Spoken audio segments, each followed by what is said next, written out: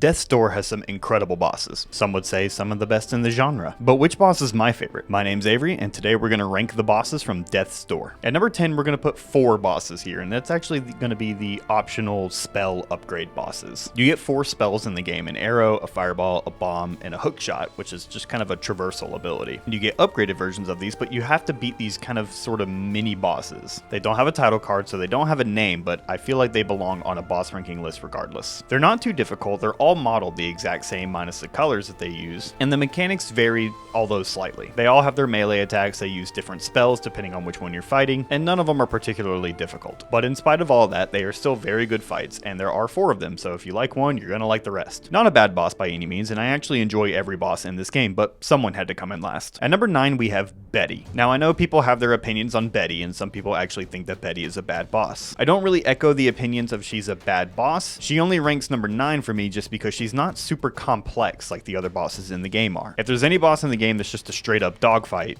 it's Betty. She's kind of reminiscent of any Dark Souls boss where it's really just roll away from her attacks and get your hits in when you can. In a game full of bosses that have sort of puzzly mechanics to them, she doesn't do much for me. It's just a very simplistic fight. The one thing I will give her though is the super tight dodge window with her mill tank rollout ability. Overall, she's a fun fight. She just doesn't rank very highly compared to the other more complex bosses of the game. At number 8, we're going to have the demonic forest spirit. This is the very first boss that you're going to face in the game and sort of acts like the tutorial boss. You'll deal with pretty routine mechanics dodging its arms?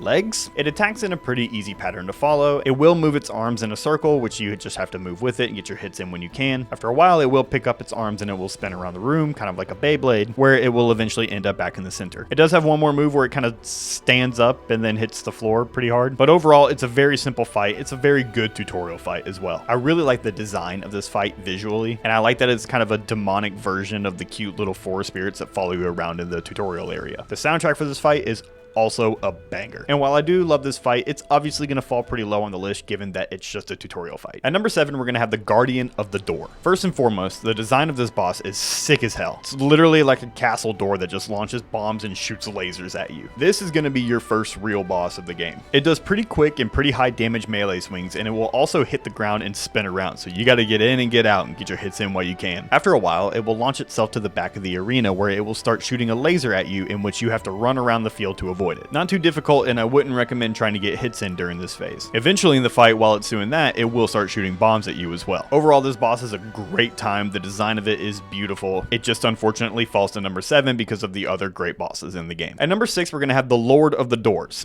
the first part of the fight. I intentionally split the 2 sections of the final boss of the game into 2 separate boss fights because they behave totally different and you get 2 different title cards. Now the first one, the Lord of the Doors, is kind of like a gauntlet style fight. So you're going to run through these obstacle courses trying to chase down the Lord. Eventually you're going to get to these doors and it's going to take you through every zone you've been through in the entire game. You're going to fight the Lord there for a little bit, you're going to get some damage in, and then the Lord's going to run away. As it runs away, you're thrown into another gauntlet where you're avoiding the bulls that it throws at you. One thing that's really nice about this fight is that at certain points you get sort of checkpoints where if you do lose, you don't get sent back to the very beginning of the fight. That would make for a very long fight, and I appreciate Acid Nerve for thinking about that. Overall, this is a very fun fight. I appreciate the different gauntlets you have to do and fighting the boss in different locations.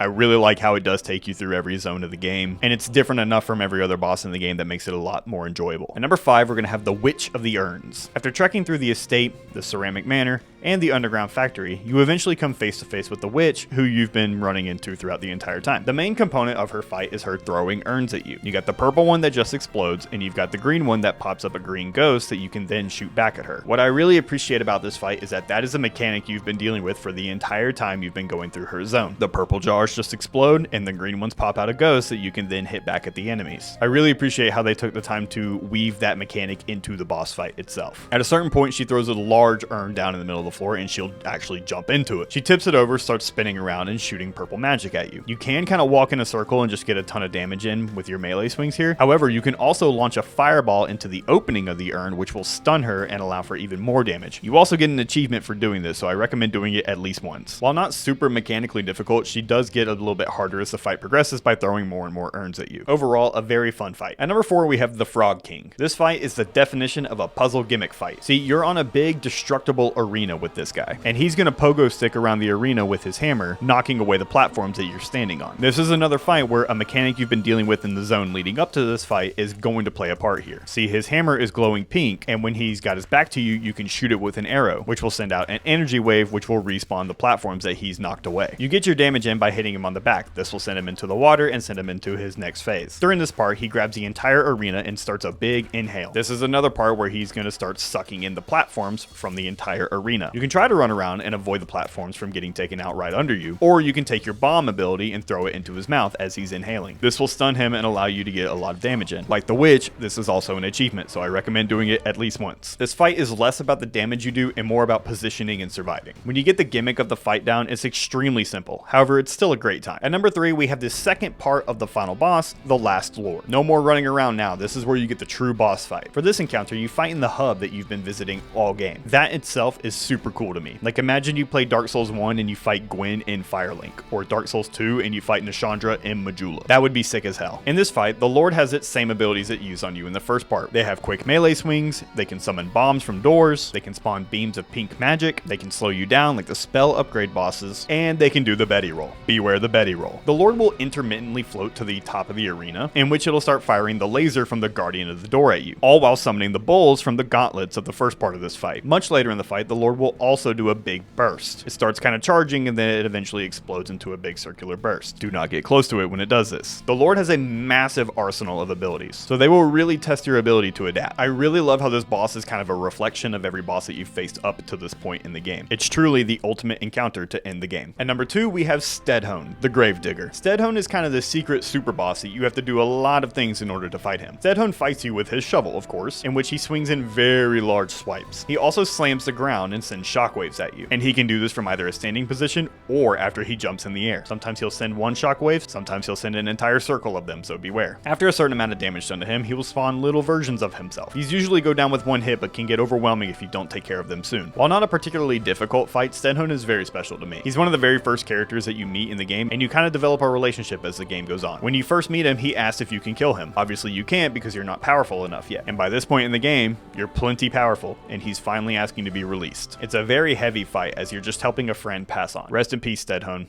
You're a real one. Finally, at number 1, we have the Grey Crow. Now, the Grey Crow is the crux of your story. He's the guy that comes in after you beat the Forest Spirit and steals the giant soul that you were assigned. And this fight is absolutely incredible. The background of this fight is just gray. It's just this wide open, empty gray realm. The Grey Crow traverses around this realm by spawning chains out of himself and yanking himself across the screen. You obviously have to avoid him moving like this, and he will spawn a ton of them, and sometimes in patterns. The other big mechanic of this boss fight is the black crow heads that spawn after you hit him. See, each time you hit him, a black crow head spawns and starts chasing you. You can either avoid these or you can hit these back at him. Additionally, he spawns a sort of black hole of sorts that kind of pulls you in that direction. Again, you can choose to deal with this by just walking away from it, or you can take some of the black crow heads and smack them in that direction to destroy it. The last mechanic you're going to deal with in this fight is when he spawns a bunch of little bug type things. He will spawn massive swarms of these and they will follow you around. I recommend taking care of them as soon as possible because the more that touch you, the slower you become, making it more difficult to dodge the attacks coming your way. The mechanics of this fight all work with such great synergy with each other, and I think that's why it works so well. The soundtrack for this fight is one of my favorite songs in the entire game, plus it's another pretty heavy fight with a friend that you've made along the way. Either way, an incredible boss fight and well deserving of the top spot. So that's it. That's my boss ranking of Death's Door. Which was your favorite boss? Do you agree with this list? How would you change it? Let me know down in the comments. And while you're there, make sure you like and subscribe. And if you haven't already, make sure you go check out the video review that I did of Death's Door. I'll link that right here. But as always, stay safe out there. Peace.